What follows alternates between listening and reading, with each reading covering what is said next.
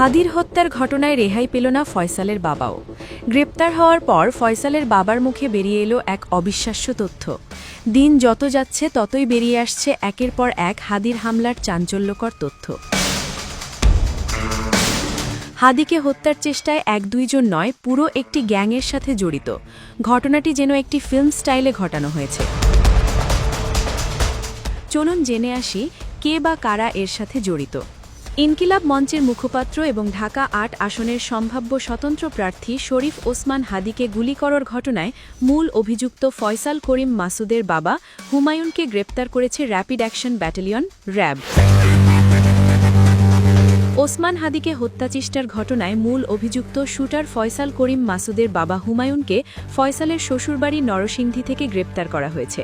এ সময় পুকুর থেকে হত্যাচেষ্টায় ব্যবহৃত ৩টি অস্ত্র উদ্ধার করা হয়েছে। ওসমান হাদির ওপর গুলিবর্ষণের ঘটনাকে ঘিরে দেশজুড়ে তৈরি হয়েছে তীব্র আলোড়ন।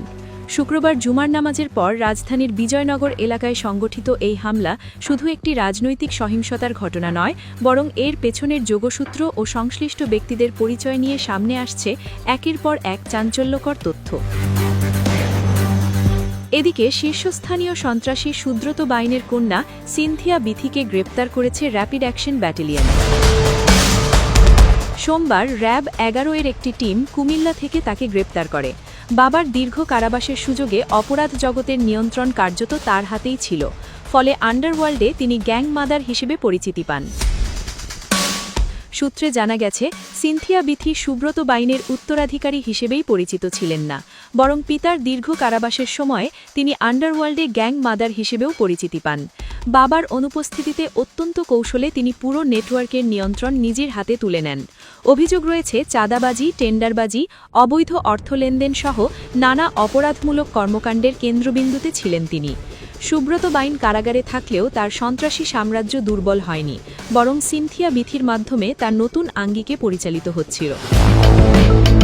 তিনি ছিলেন প্রযুক্তি নির্ভর, কৌশলী ও অনেক ক্ষেত্রে আরও আগ্রাসী। বাবার রেখে যাওয়া অস্ত্রভাণ্ডার ও প্রশিক্ষিত ঘাতক দলের সঙ্গে নিয়মিত যোগাযোগ বজায় রেখে দূর থেকেই অপরাধ কার্যক্রম সচল রাখতেন তিনি। তদন্ত সংশ্লিষ্ট সূত্র জানায়, সিনথিয়া বিথির কর্মকাণ্ড দেশের গণ্ডিতে সীমাবদ্ধ ছিল না। তার বিরুদ্ধে ভারতের কিছু সন্ত্রাসী গোষ্ঠী ও অপরাধ চক্রের সঙ্গে গোপন যোগাযোগের তথ্য পেয়েছে গোয়েন্দা সংস্থাগুলো। এই আন্তদেশীয় সংযোগের মাধ্যমে অস্ত্র ও অর্থ পাচার, সীমান্ত পথে কুরিয়ার নেটওয়ার্ক ও হাওয়ালা ধাঁচের অর্থ প্রবাহ পরিচালিত হতো বলে সন্দেহ করা হচ্ছে। তার ডিজিটাল ডিভাইস ও কল রেকর্ড বিশ্লেষণ করে এসব বিষয়ে বিস্তারিত জানার চেষ্টা চলছে। পাশাপাশি ভারতে পলাতক কিছু বাংলাদেশি রাজনৈতিক নেতা ও সাবেক পুলিশ কর্মকর্তার সঙ্গে তার কোনো যোগাযোগ ছিল কিনা সেটিও খতিয়ে দেখা হচ্ছে। এ ধরনের আন্তদেশীয় যোগাযোগ প্রমাণিত হলে তা শুধু আইন শৃঙ্খলা সমস্যা নয়, বরং জাতীয় নিরাপত্তার প্রশ্নও তৈরি করবে। বিথির গ্রেপ্তারের পর সবচেয়ে গুরুত্বপূর্ণ যে বিষয়টির ওপর জোর দেওয়া হচ্ছে তা হল সাম্প্রতিক জুলাই বিপ্লবীদের ওপর হামলা ও হুমকির সঙ্গে আন্ডারওয়ার্ল্ডের কোনো সংশ্লিষ্টতা আছে কিনা, ফ্যাসিবাদী আওয়ামী লীগের পলাতক নেতাদের সঙ্গে তার কোনো সংশ্লিষ্টতা ছিল কিনা তা খতিয়ে দেখা হচ্ছে।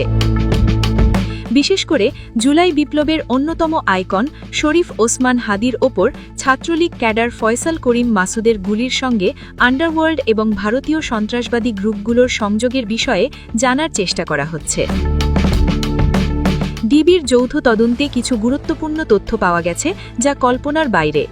সিনথিয়া বিথির গ্রেপ্তার শুধু একজন সন্ত্রাসী নারীর পতন নয়, এটি আধুনিক আন্ডারওয়ার্ল্ড, আন্তর্জাতিক অপরাধ এবং রাজনৈতিক অস্থিরতার জটিল সংযোগ উন্মোচনের একটি গুরুত্বপূর্ণ মাইলফলক হতে পারে।